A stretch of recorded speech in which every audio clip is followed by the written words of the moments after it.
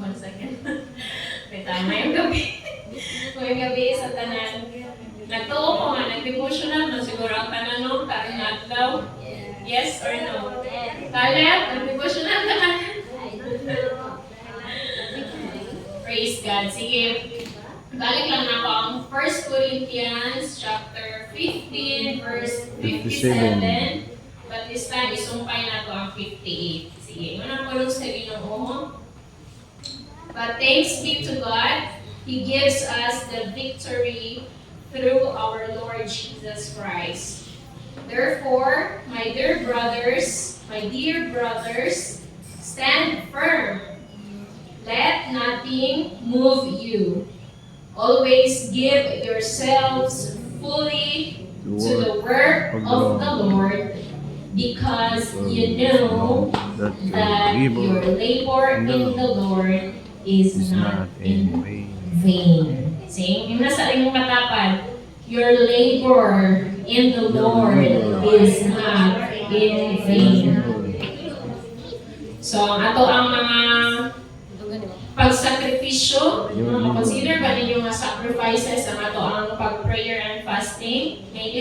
Maybe somehow yes, pero kabalo ka nga, kana nga atong gibuhat is para gihapon sa ato ana, mas although more mo grow ta spiritually, no? So, kani siya nga verse, kinsay nagsulat ani? Si Paul, no? Sulat niya ato sa mga taga Corinthians, no, taga-Corinth. But i-address ni daghan kung nabasa nato ang tibuok chapter or base verse 57 ra pud yung gibasa. Kung gibasa nato ang tibuok chapter, daghan kayo mga serious issue no nga i-address si Paul ani na chapter regarding dito sa mga believers, and i-emphasize niya ngadto nga kanang nagyud ang resurrection sa Ginoo. Gi-emphasize niya nga namatay si Jesus Christ para sa ato ang tanan, gilubong, o after 3 days nabanhaw, no, para sa ato ang mga kinabuhi. So, gi-remind po ni Paul dito, gi-saysay po din Paul diha sa kanang chapter ang mga katug yung mga naka-witness, no, mga apostles, mga disciples ni Jesus, and ang pinaka-first na nakakita ang Jesus sa dihang nabanhaw siya, kinsa man? Ang pinaka-first nga nakakita ang Jesus sa dihang pagkabanhaw niya. Mary? No. Kita lagi. Si Peter. So dra gipangingon niya tanan no. And gi-explain ni Paul dira nga ang resurrection is useless kung wala sa ato ang pagtuo. Amen? Kung ang atong faith magyud ang mas gi-emphasize ni Paul dira nga chapter. So, and of course, kung wala daw na nga faith, meaning kada bang ang ato ang mga kasaypanan is kumbaga mura siyang unforgiven kung wala ta ang klase sa pagtuo, no? Kanang wala ta nagtuo ana nga kanang resurrection, no, kanang pagkabanhaw ni Jesus Christ sa ato ang sa pagkabanhaw ni Jesus Christ para sa ato ang mga kinabuhi. So, kani siya nga today, no, sa day 20, ang title nato is Victory Through Christ. Tinuod ba nga makonsider nimo ang imong kaugalingon nga victorious tungod kang Jesus Christ? No, makaingon ba ka somehow naagyoy mga part sa akong kinabuhi nga nagtuo ko, nagmadaugon ko tungod kay kanang naa si Ginoong Hesukristo nga nagpakamatay para sa ako. No? I do believe daghan kaayong gibago ang Ginoo sa atong kinabuhi. Ato palanggaan mga batasan, ato palanggaan ka ng the way sa ato ang mga panghuna-huna, no? Kay grabe yun ang panghuna-huna nato, isa na siya ka makonsider nato nga self na enemy nga ato ara kung kaugalingon ang una nga madaot, una nga makadungog, no, sa ato ang yun pa ang atong una-una is our most kanang kaaway, no, every day. And nagtuo ko nga, we are victorious. Nagtuo ko nga pinaagi sa pagkamatay, no, wala man siya nagpakamatay, pinaagi sa pagkamatay ni Jesus Christ nato sa cross, nagkaroon taan ng mga victory sa ato ang kinabuhi. Dili lang sa mga batasan, pinaagi pa sa mga sakit, no? Kinsa diri nakatisting nga abi na to mamatay na ta atong panahon na kay nagsakit ta, natay gibati nga paminang nato murag dito na lang gitatangan, pero thanks be to God, naapakakaroon na kagation. Amen. No, we are victorious tungod sa gibuhat ni Jesus Christ ngadto sa cross sa Calvary. No, so mga igsuon, let us continue nga kana i-claim na siya nga victory sa ato ang mga kinabuhi. And every time nga moatubang ka o mga dili maayo, ingon pa dira, stand firm. Let nothing move you. Tungod kay Christ is our victor. We are victorious. Tungod kay kana siya gidaog na ni Jesus Christ tanan ngadto sa cross sa Calvary. So, ug mga adlaw, no, we were kanang mag-ano na pud ta, mag-commemorate na pud ta sa kanang Holy Communion. So, nasabtan ba sa tanan nga nung every first Sunday of the month nag-Holy Communion ta, and that is to commemorate, no? Wala na to gi-celebrate ang kamatayan ni Jesus Christ, but we commemorate ang gibuhat niya, no, sa ato ang Wala yung communion tomorrow. Ay, wala na eh. Second Sunday pa kayo. Kung ano man ang nag-Joel San Fernando. okay, sige. Okay, so cancel to ato ang communion song.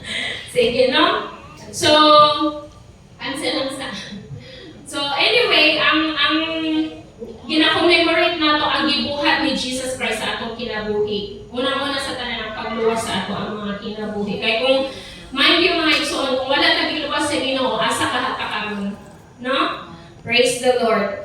And let us always declare ang mga promises sa Ginoo sa ato ang kinabuhi. Nagtuo ko nga each and every day, lahi-lahi ang mga challenges, mga battles, o mga victories na ginaalaw sa Lord sa atong kinabuhi. And nagtuo po ko nga each situation na ginaalaw niya sa ato, naapod siya katapatan ang mga promises. Kung maminaw lang kita sa iyaha, kung mubasa lang kita sa iyahang pulong. And kana siya permit nato matindugan sa ato ang mga kinabuhi. And of course, live like someone who already has the victory.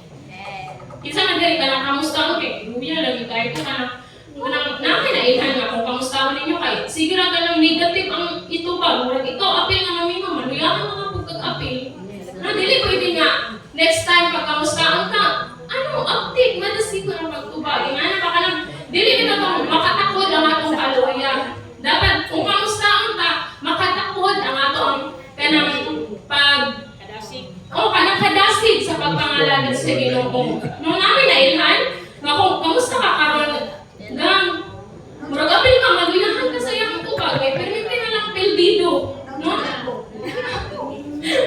Ano sa dali ko? Okay lang ko. Grabe siya.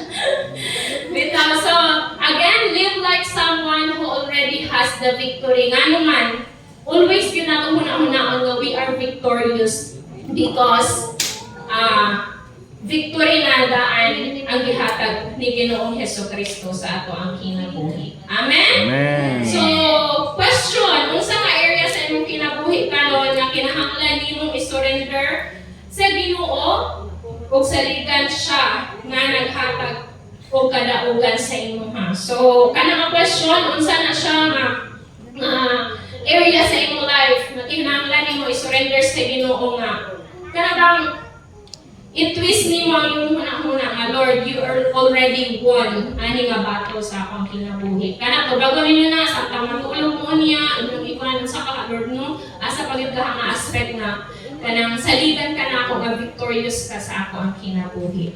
Amen? So, let us all stand once again, pakiingon sa imuhang katapat na you are victorious. You are victorious. Okay, nga naman.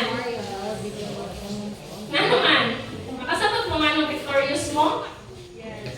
Because Jesus already won the victory sa ato ang kinabuhi. So, once again, karon nga gabi, atong atong i-communicate ang atong buhi nga Dios, no? Diha sa imong gitindugan.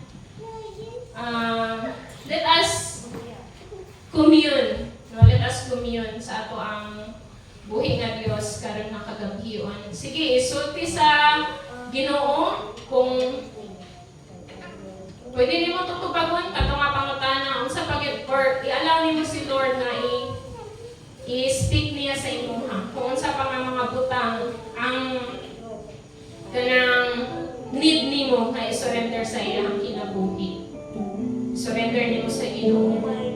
No, nga nag-need ka o kadaugan, and always remember no kanang kadaugan na daog na nadaan ni Ginoong Hesukristo sa imong kinabuhi.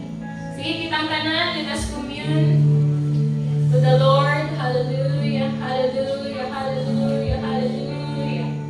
Oh, glory, glory, glory to the name of Jesus. Glory to the name of the Father, the name of the Holy Spirit. Hallelujah, hallelujah. Lord, let us praise the name of the Lord. Let us adore the God of our salvation. Let us adore Jesus, the victorious Jesus. Sa ato ang mga kinabuhi. Hallelujah. Oh, blessed be your holy name. Blessed be your matchless name. Hallelujah, hallelujah. Oh, you already won the victory, Jesus. Oh, hallelujah, hallelujah.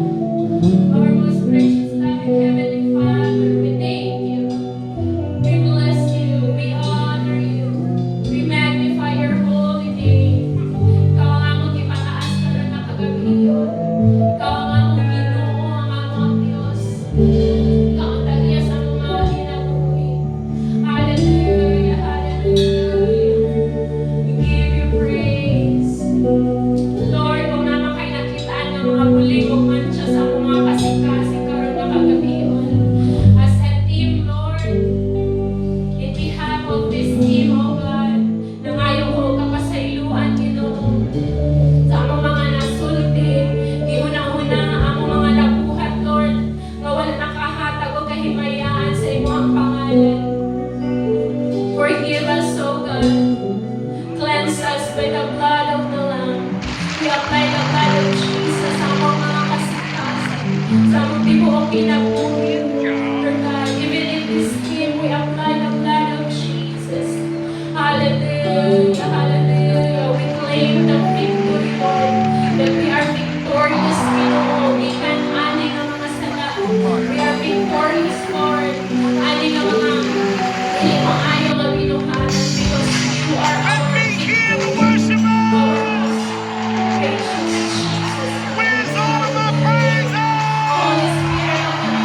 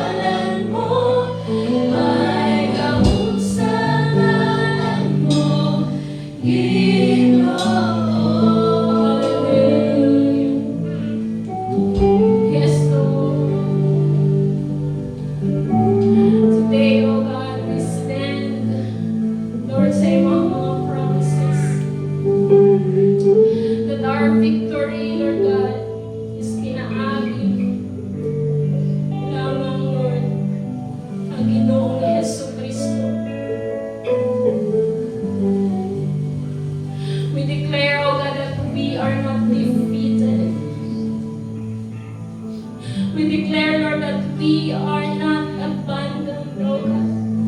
Wala man ni mo gipasagdan, Ginoo.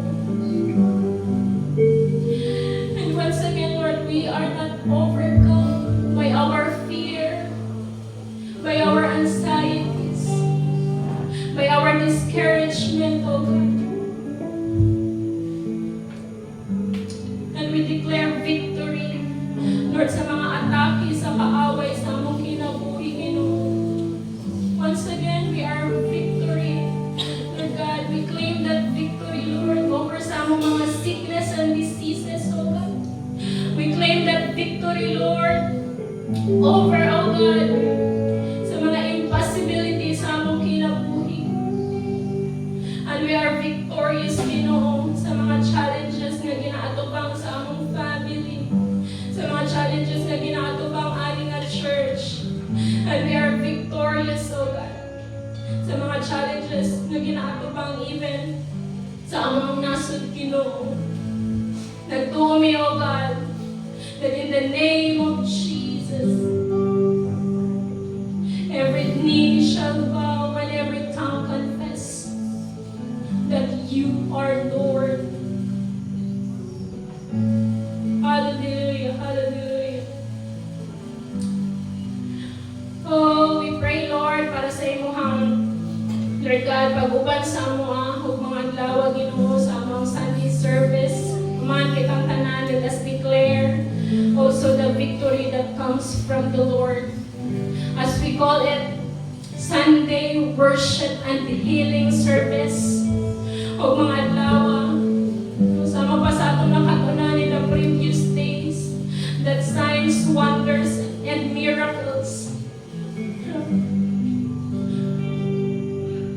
mahitabo ani nga church.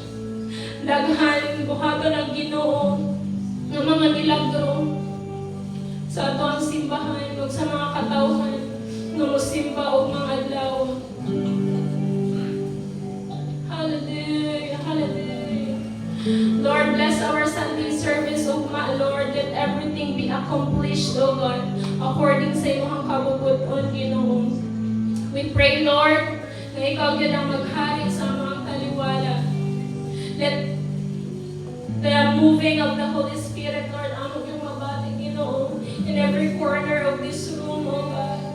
Prepare, Lord, ang amang mga kasing-kasing, Ginoo, na madawat sa iyong pulong, O God. And remove every distraction, Ginoo, na pwede maghinder sa iyong tingog, Lord, na madumog na mo ang iyong tingog, O God. Remove that distraction, Ginoo, karon balantaan in the name of Jesus. Sa mga Ginoo nga nasa praise and worship team, O God, ang mga musicians, sa mga usherettes, even, Lord, ang nasa technical team, O God, tanan ng mga volunteers, Lord, leaders and workers, Ginoo. Anoint each one of us, Lord, and may everything, Ginoo, nga among buhaton will give glory and honor, Lord God, dara sa imong halaman, Ginoo. Lord, dara palang pod nga gabi, ang pupod namo si Pastor Mayo, God, na magdala sa imong mensahe right here and right now, Lord. Fill her, O God, with your wisdom, boldness, and the anointing of the Holy Spirit. Lord God, let every word, Ginoo, nga iyang speak, O God, mahimo lamang kini, Lord, according to your will, O God, in the name of Jesus. And may your word, Lord, bring conviction, healing, encouragement, and transformation sa mga kasing-kasing na makadumog ni Ini. In the name of Jesus. In the name of Jesus. Lord, tonight, O God, we lift up unto you, Lord, every person, Lord God, ang congregation na mutang dumog mga lawa, Lord. Meet each one of them, Lord God, at the point of their need, Ginoo. Kung sa man ilang panginahanglanon, O God, spiritually man na, mentally, emotionally, physically. Comfort those who are hurting, O God. Strengthen ang mga nag-aluya na Ginoo, and heal those who are in sick, Lord. Tanan na yung mga ginabati, Lord, na dili maayo, O God. Lord, right now, Ginoo, at ang mga dawa sa ilang pag-anhi, Lord, ka na masakit, Lord God, sa pag-anhi nila, Ginoo, ilan naman ang mabati, but Lord, mugawa sila, Ginoo, nga strengthen, mugawa sila nga healed, O God, nga puno sa imong presensya, Ginoo, sa ilang mga kasing-kasing. In the name of Jesus,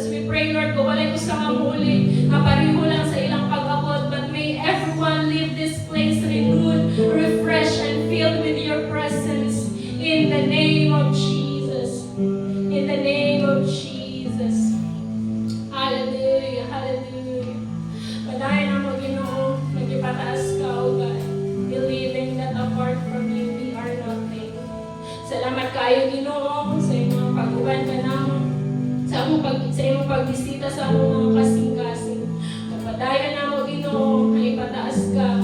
Nandito sa among pagpamauli, sa among pagpamatulog kunyang gabi. Lord, bring us home tonight, safe and secure, O God. Allow us, Lord, that as we sleep, O God, let us dream dreams, Lord, that comes from you alone, Ginoo. Bantayan niyo sa among pagpamatulog, among mga kabataan, even the whole vicinity sa among mga panimalay, Lord. We apply the blood of Jesus and we claim the Passover, Ginoo, sa among mga panimalay, O God, as we sleep tonight, Lord. Salamat sa peace of mind, peace of the heart, Lord, na imong ginabutang sa among mga kasing-kasing. Dalaygon ka, O Diyos, sa walay katapusan. To you be all the glory, honor, praises, adoration, and thanksgiving. Receive it, O God, in Jesus' name.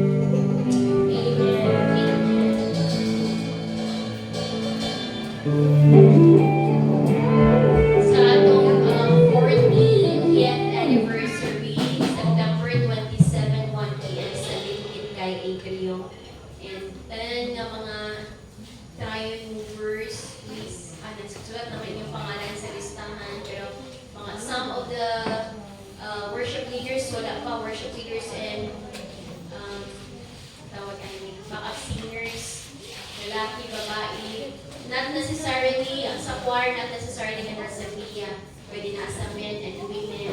Please participate. Kung ato naman lang kayo tagkagayan, dapat makita mo dito sa front. Pero for the glory of God. So let's grab the opportunity. Let's grab, i-open na siya para sa ato. So i-grab na itong oportunidad na mag-involve sa choir, sa dance. So, not necessarily nga via ka. No? Pwede siya sa women, men, and ang KKB yan. It's because mo na directive ni Pastor Silver. And then, naiuban ng mga singers, wala pa rin design, kasi ang uniform, kung isa ba. So, anyway, tomorrow, I think tomorrow mag-meeting ni, Monday mag-meeting kay sabutan kung unsay uniform. Pero most probably, mga slacks na din na siya, o I don't know, unsay hour, ana. So, update lang sa tanan. Nadakpan na to